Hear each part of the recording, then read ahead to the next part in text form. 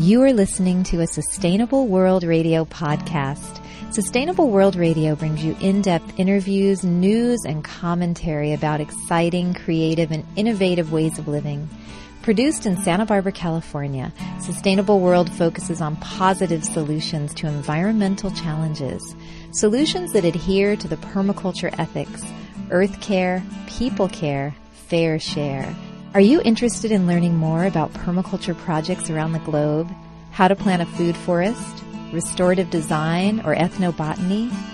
Then stay tuned to Sustainable World Radio. I'm Jill Cloutier.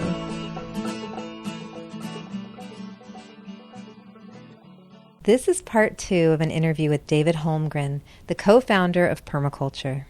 David, why do you feel that people don't really want to discuss energy dissent? Do you think it's because it's too scary an idea, or what is the resistance to that? I think people enjoy talking about collapse more. Yeah, well, I think it's partly, it's difficult for people to separate their own immediate circumstances from things that affect the large-scale society and even our whole civilization, because you've really got, changes at different scales nested within each other, so that although people's lives are always changing and there's, crises and moving on, and our own mortality that are the biggest things that we face, it's not so often that generations of people find those concerns about the more immediate things combined with the sense of what's happening to the future. So people can end up sort of combining all those things, confusing their own demise with the end of civilization. Right. Just like the suburban life that's been in existence, for a few decades were to no longer be viable, that some people would think that that's the end of the world, whereas clearly it's not. Yeah. I was just going to, little aside here, when talking to Richard Heinberg's wife, just before, as you guys were putting together the idea up in Penny Livingston's place at RDI, and I remember her saying something like, it would be great because I would be able to listen to Richard, because David would be such a great balance. Did you cheer Richard up a bit on your tours? Well, I think he came back motivated to make more and stronger connection to, permaculture activism that was, happening in his part of the world, and also to acknowledge it in his writings as some of the, amongst the spectrum of positive things that are happening, and also that more broad emphasis on food production and agriculture and relocalization are clearly the central components in the adaptation to this lower energy future. But we, as a team, I think, were very deliberate as a team in that Richard was giving the bad news and I was giving the good news. And, we both respected and saw the value in what the other was doing, but they were complementary. There was other aspects to that team too, because Richard was the visiting expert from America wearing a suit, and I was, in the Australian context, this, seen as, slightly fringe, countercultural person. There's also a whole lot of cultural cringe there that, if you're from Australia, then you couldn't be seen as someone really important. So there was all sorts of interesting things where we were working as a team, but certainly a lot of people get to a point where they don't want to know more about the facts of how things are and want to move on with, well, what are we doing? I remember getting an email from a friend a year or two ago where in huge bold letters in the email it said, "Peak everything." I was like, great.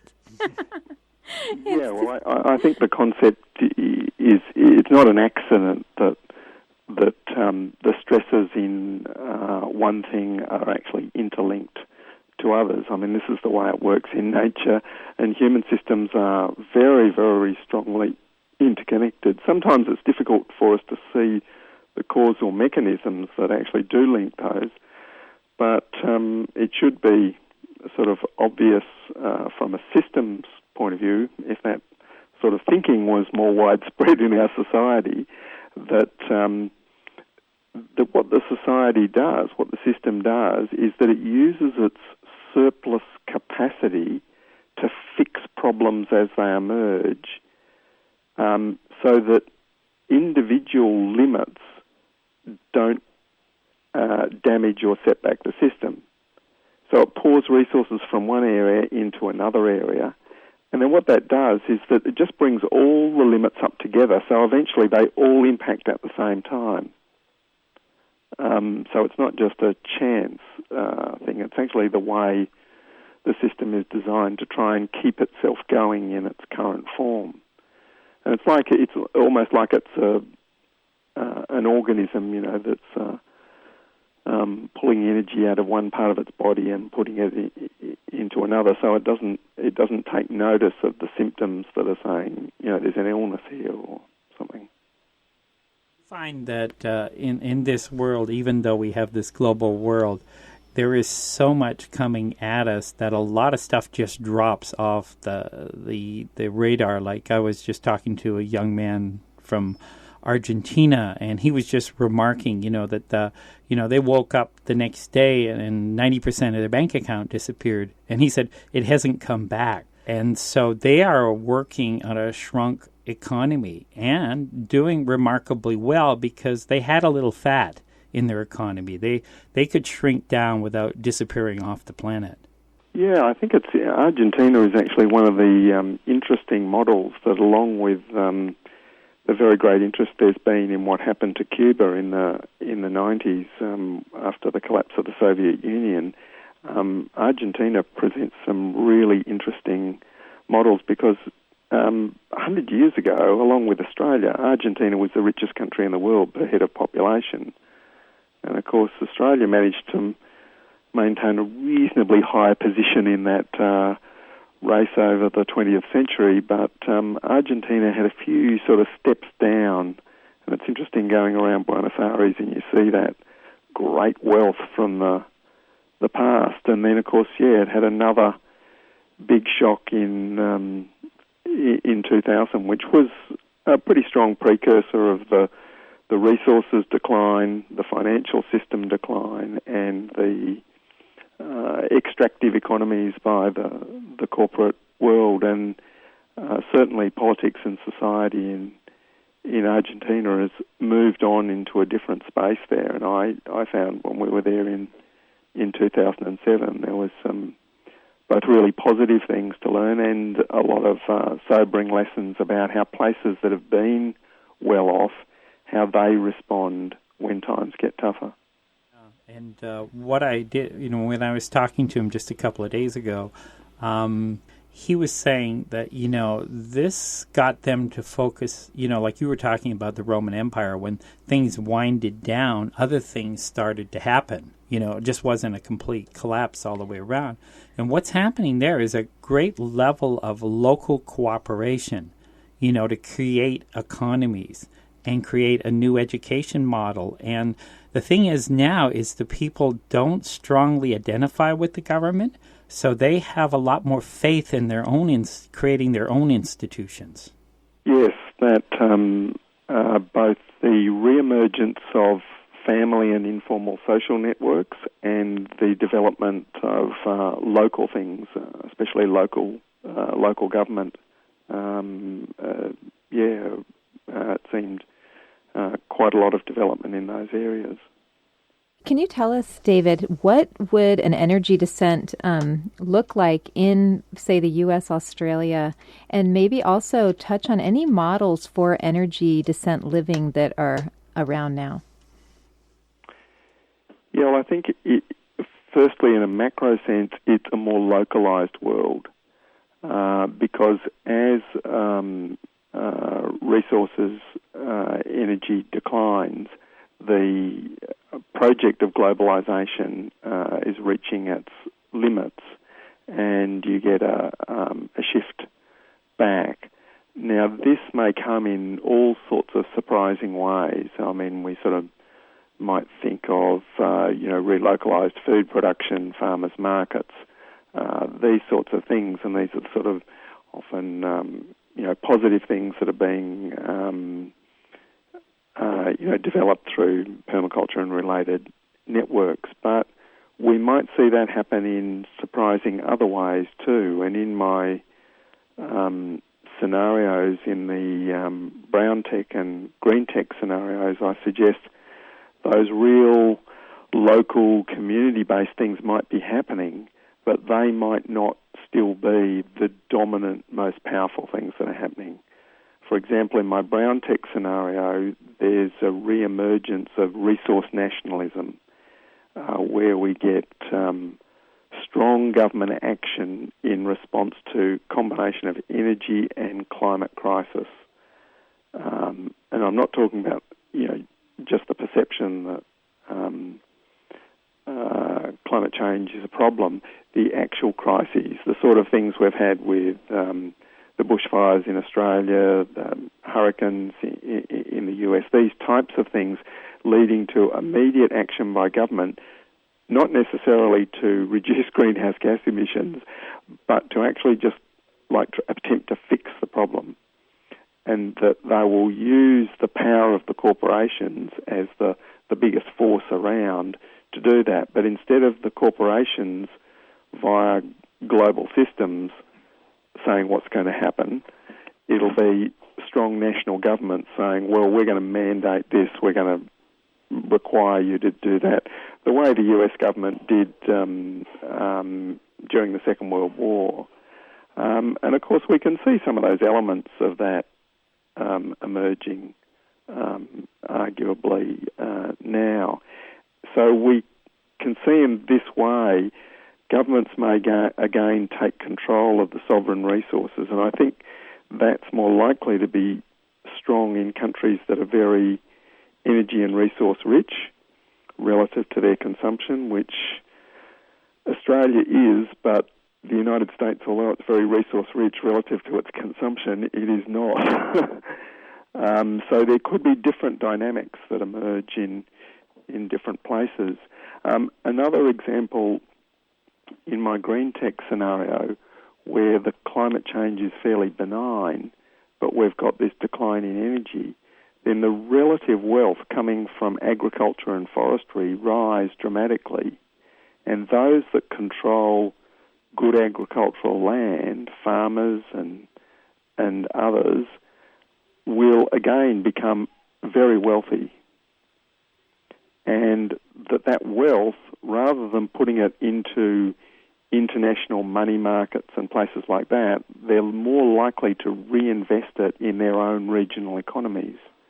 So we could have very large farms run by very wealthy farmers who have a share industry with a wind turbine company that's actually putting wind turbines on their place. So we could have our regional economies growing in ways that could either be almost semi-feudal-like, or could end up with more equitable structures. So there's what I've tried to do in my scenarios is not sort of say, here's a good one, here's a bad one, let's try and make it, so it's the good one. Really look at the dynamics that are actually affecting those things and say, well, each of those scenarios has some ways in which they could emerge that are fair and just and reasonable, and they could also emerge in ways that are decidedly undesirable. Yeah. So to put, a bit more of how can we stand back from these and see how we can respond positively and creatively to them. Well, it's interesting. You've just described this new movement that's starting in the United States called Slow Money, proposed by the author Woody Tash, where he looks at the wealth of a community in its soil, in its biological wealth, and that the investments to rebuild local community will be invested in agriculture. That then will create a wealth system more locally and regionally. Yeah, I think that's one way or another, that wealth in the land. I don't see that it's actually the wealth in the land is getting more. I mean, we're still dealing with land degradation issues that we have to repair, and just the limits of natural systems, and the fact that we're going to work all those systems without the free subsidy of cheap fossil fuel created fertilizers and all sorts of things, that although those things have been enormously damaging, they have been the source of huge increases in productivity. So we're going to have to work out how to work without them. And of course, as one of the co-originators of permaculture, I'm very positive about the ways we can do that, but I'm also not naive about how difficult that's going to be. But because the other sources of wealth, which have been far bigger, the direct sources we've gained from fossil fuels have been so enormous, and that those are clearly, in my view and in the view of many others, are declining at very substantial rates now, the relative wealth from the land will become more important.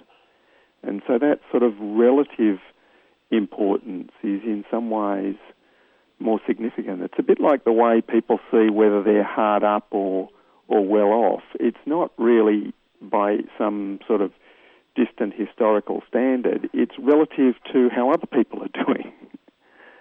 So everything is sort of, has got to be seen in its context of what else is happening at that time. Right. And David, you visited Cuba in 2007 and toured the country. And I would just like your take on this, because Robin has just come back from Cuba, Robin Francis. Yep. And so she went back, in September they had 2 hurricanes back-to-back in 10 days that just about destroyed their food production, left them on their knees.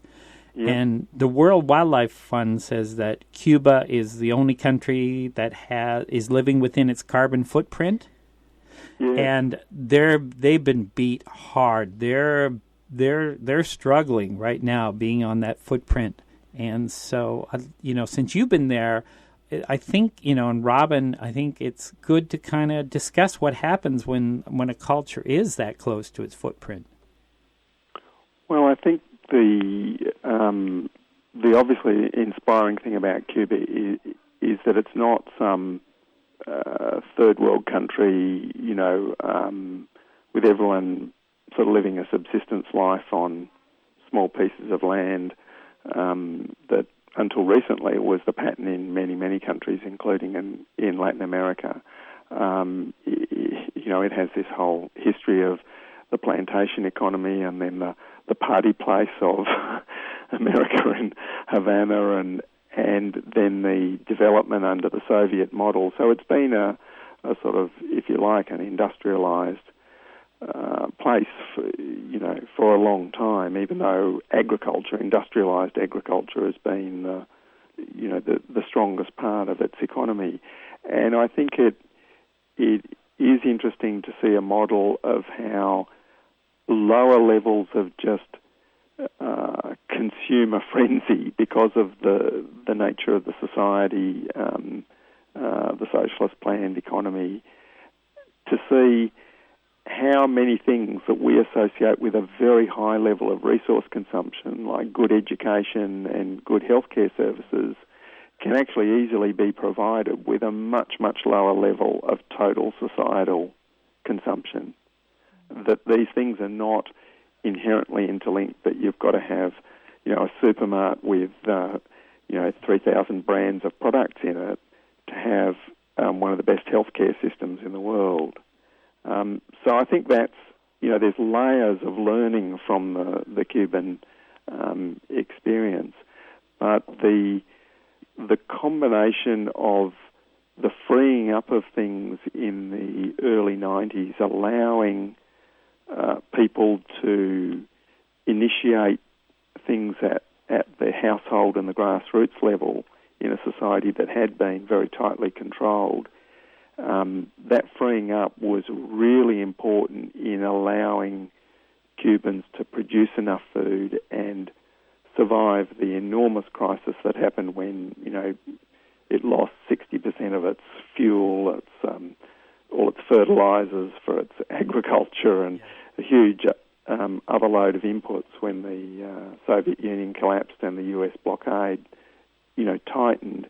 So I think that community capacity of people just doing things and self-organizing was happened in a society despite its history of sort of like very tight central control, and the government was smart enough to recognise that was an important part of the equation.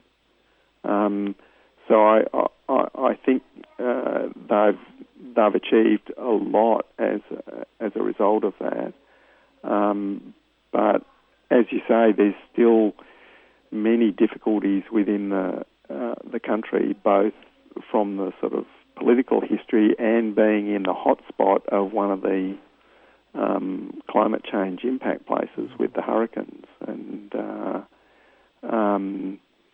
I think there's still a lot of challenges that they're addressing, but they don't really have any magic answers for in the same way that the rest of us don't if we start getting more and more severe climate change.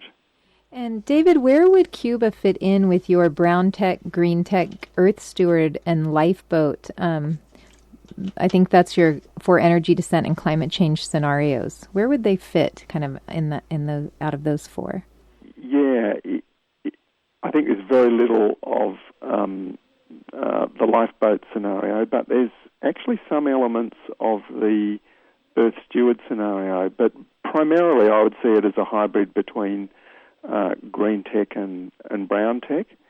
It was very much brown tech in that there was strong government action to sort of plan and make things happen, and it was a sense of crisis that hit them suddenly, which is a sort of characteristic of the brown tech. But there was also elements of green tech in this regionalisation of things, everything from education being spread out so people didn't have to travel long distances, universities setting up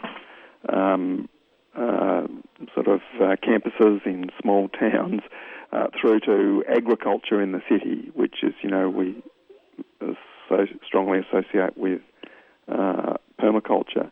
And a lot of those were classic green tech things. But one example that I came across that I think is very much from my Earth Steward scenario, where there's this resurgence of nature, where nature takes over the land again and starts improving the soil and improving productivity after a collapse event, was what happened with the dairy farming industry, and where we ended up with 20% of the country covered in thick, spiny tropical legumes, like these thicket forests, and that's still the case. There's 20% of the country covered in this growth. And the way that happened was that the dairy cows, in the absence of any supplementary feeding, were just put out on the pasture, these highly bred European-type dairy cows. And over the first dry season, they ate the pastures into extinction. Then they ate the fringing hedges that were mostly this shrub. The seeds went through them. The cows all died. The seeds were spread all over the pasture and upsprung this amazing forest. So ironically, in a country where there was shortages of food, there were large tracts of agricultural land that turned back into wilderness because people actually didn't have the ways, they didn't have the tools, the machinery to actually grow food on that land. And the previous system had just collapsed and nature took over. That was an aspect of Cuba that I hadn't been aware of until I went there, and it was something that I partly discovered really by direct reading the landscape observation of the country and then questioning people about what happened at that time. Well, that's truly a cow-induced environment. If you really think about one, never thought of that design principle, eh? Now, speaking of design principles, David, so permaculture to me seems like an ideal, one of the ideal tools to use in our transition in whatever form we end up taking, either the energy descent, which makes the most sense to me, I think, and I think Wes too. What can we do as individuals and as groups and as local bioregions to prepare ourselves or to help make the transition not turn into a collapse? Well, I think the core of most creative and adaptive responses is the rebuilding local capacity to provide for people's basic needs at the household level and at the community level. Really restarting the household and community economies that are not really monetary economies as something which is relatively resilient and robust in the face of the fragility of financial systems dependent on centralised ways of doing things. And I think that those strategies really focus as much on behaviour change as they do on creating new physical systems. For example, carpooling, ride-sharing and hitchhiking all build social relationships and social capacity at the same time that they reduce dependence on fuel by a factor far greater than any new technology. And that those are things that can be implemented in the right social circumstances quite quickly. Right. Now, it does help us to have some of our, recent information technology like, the internet functioning to facilitate some of those things. We can do those in ways that we haven't been able to do them in the past. But I think that's an example how we can do things that are building that community and social glue, because that's really very important as we go into this crisis, that we don't have people as isolated from each other as they've been. That historically, of course, leads to nasty outcomes. And what do you see the role, I read in your book about ruralization. I always have a hard time with that word. Do you believe that we will kind of move out of the suburbs? Do you think the suburbs are a failed experiment? Or what do you see the role of the suburbs, which are very common in the States and probably Australia? Well, I've been very positive about the suburbs, not as they were designed, but in their ability to be incrementally retrofitted. If we compare the idea that people are either going to move into energy-efficient, higher-density cities or totally move into the countryside, I think both of those possibilities can only happen to a limited degree, especially the first one, the idea that we're going to build all new dense cities that are going to be energy efficient. That's a 50 to 100-year project. And that's if you've got a really strongly functioning economy and cheap energy. And a lot of resources. So we're basically going to be stuck with what we've got, and we're going to adapt it.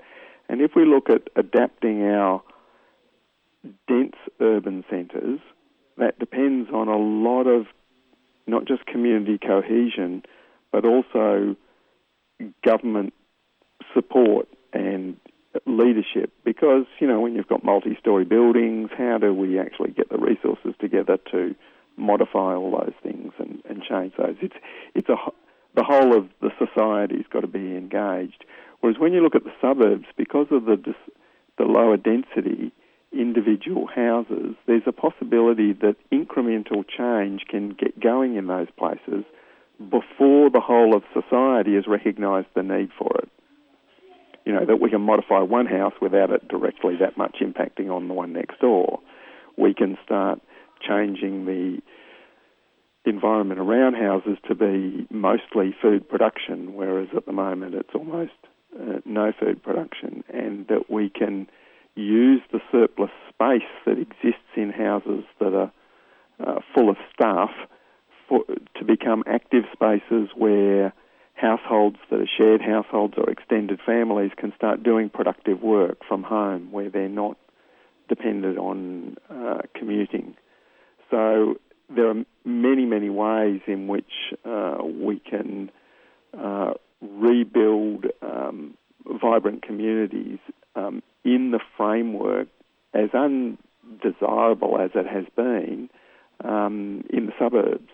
So I'm very positive about that, and it's interesting that the actual public presentation I did with Richard Heinberg was about about retrofitting the suburbs, and I'm working on a manuscript of a book which sort of goes beyond looking at the nature of what we're facing in future scenarios to how do we retrofit the suburban landscapes. And the retrofitting it's partly physical design, it's partly biological design, but a lot of it is behavioural and community design and, about how we create those functional households, which will mostly be larger households, more people living together. So I think that's there's a bright future in some ways for the suburbs. David, do you have a favorite poet that kind of embraces this? I'm thinking T.S. Eliot, and one of his poems says, "Here we go round the merry-go-round, the mulberry bush, here we go round the mulberry bush. The world doesn't go up with a bang, it goes up with a whimper." Yeah, that's quite nice. Isn't it? Do you have a favorite poet? No, I can't think in relation to that theme at the moment. I'll have to think about that. You could write one yourself. The party isn't over yet. No, there can still be little parties. Yeah, you and Richard could write the little party. The little party isn't over. That would probably sell. Now, so David, you to me seem like a futurist. When you worked on Permaculture 1, did you have any idea of the impact that it would have on the world? Well, no, not at all. I mean, I thought the world was changing very fast, and it certainly was, even though a lot of those processes became stalled in later years. But so we did sort of expect that I certainly expected that a lot of the things we were talking about would become normal and would spread in some form. I didn't have the self-confidence that might be so influenced by permaculture. I saw these things happening around by larger forces, and in a way I still see it like that, like whether people in the future say identify permaculture as one of the big positive influences in the changes that happened is really in some ways the chances of history, and is less important than that these positive ways of working with nature, working with people's real needs come to the fore. And in a way it doesn't matter what they're called. But, I would still argue that the design thinking behind permaculture offers something not necessarily unique, but a real powerful contribution to that process, especially through permaculture design principles, which, of course, we teach always as being universally applicable, even though the strategies and techniques that are applied are going to vary enormously from one situation to another. So those thinking tools, for me, are like really important about how we deal with uncertain and changing conditions. David, I just to wrap things up here, I just wanted to say that your book, Future Scenarios, is published by Chelsea Green and is available Australia, right? In Australia, you're just doing your book tours, and here in the United States, it's been out for a while. And could you give us, your contact website and also the Scenarios website? I think they're both good resources, so that people know where to go to look. Yeah, holmgren.com.au is our website, and the other one on the Future Scenarios is just futurescenarios.org, and that actually has the full text of the book for people who don't mind reading a whole book on on screen. But of course, we were amazed and pleased when Chelsea Green decided to publish it, because of course, we just put it up as a website, and seeing it as a book is really something very concrete and in people's hands, and it helps to really bring to life the pictures I'm painting of these scenarios.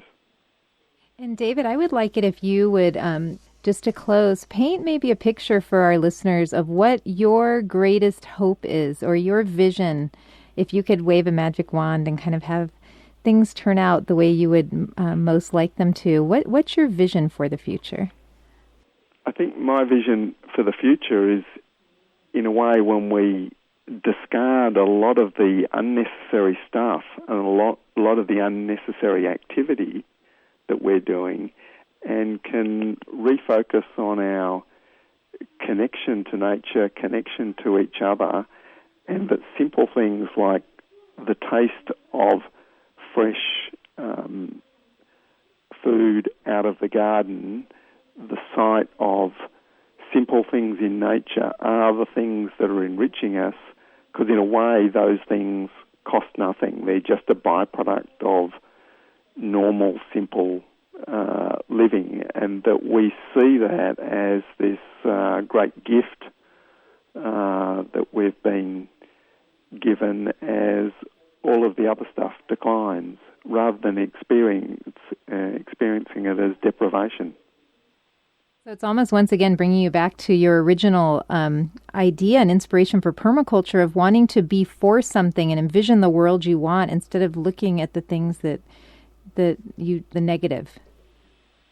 Yeah, I mean, just perhaps a final comment on the scenarios. I was wary in some ways about putting this out there, because there's obviously some pretty dark and substantial implications in this work.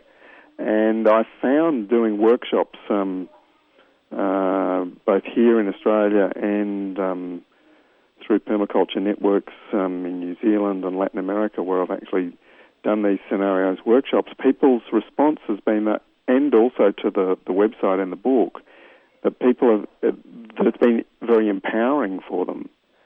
And part of my reaction has been, wow, what were the scenarios that were in their heads? But part of that process is just actually getting our thoughts out on the table. Actually takes away some of the difficulties of the more severe worries as well, rather than them just being some hidden fears in the back corner of our minds that are affecting us and influencing our behaviour, but that we can't speak about. So I think there is,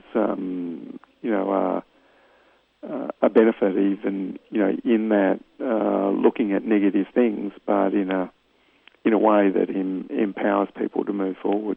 And David, do you have any message for young people who may be worrying about the future? Do you have any advice to give to them?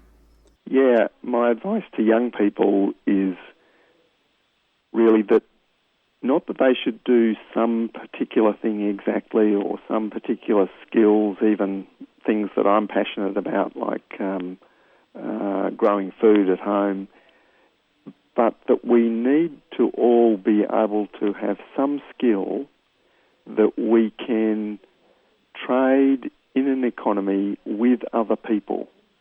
We need to be able to do something that is directly valuable to other people. Whereas a lot of people today have skills where they can only trade that into a corporation or a government department or some other thing that theoretically provides some benefit to society, but is not directly useful to another person.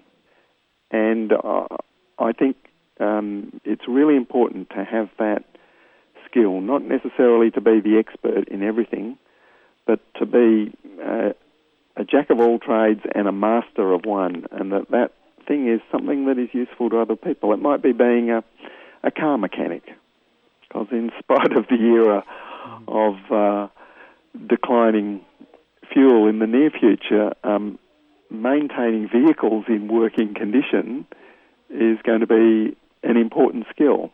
And it's amazing how few people we have who can do that.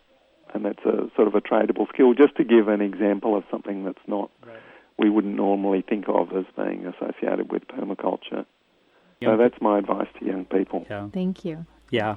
And just an aside, when young people come and talk to me, first thing I do is tell them to flee them. Yeah. And then and then I look at their eyes, and then I start talking with them. They can go to Mars as soon as they get that flight worked out. Yeah, the one that was promised for us. Yeah. I'm still waiting for that, and I'm waiting for this land of leisure that we were supposed to have. No work, just laying around. Pushing the button. Where was the button? I don't have that remote. Yeah. Anyway, David, thank you. We really appreciated this whole interview. And thanks, Sue, for letting us kind of go a little overboard with it, but I think we had a lot of things to discuss. We did, and it's been an honor for me to talk with you. I feel like I'm talking to like a rock star or something. Yeah. I was really nervous about this. No, we appreciate all, just all the effort and just for you keeping your spirits alive and also taking permaculture to the next level, and I think that's really what you've done. I think permaculture really needed you at this time to really move it forward in a different way and to a really broad audience. It's really powerful. I'm also really inspired by, my trips around the world and just meeting all of these different people who are working on things in their own ways and stuff that, I can bring back here and say, look at this that's happening over there, which is, so that's the constant inspiration of things coming back, the circle around. So thank you for your work there. Thank you so much, David. So much appreciated, both Sue and you. And Oliver, too. And Oliver, yeah. Who has to stay home. Is he still home? Powering along. Yeah. I remember he was behind when you were doing the tour. Remember that? Yeah. Yeah, and he was kind of holding the fort down. So we thank Oliver, too. The farm, Wes, the farm. David farm. Doesn't believe in forts. Yeah, that's true. That's a wrong word, isn't it? So thank you, David. Yeah. Thank you. Thank you, David Holmgren. Bye there. You've been listening to a Sustainable World Radio podcast. For more information or to hear our other podcasts or interviews, visit www.sustainableworldradio.com. Sustainable World Radio is produced by Jill Cloutier. Music by Dana Lyons. Thanks for listening.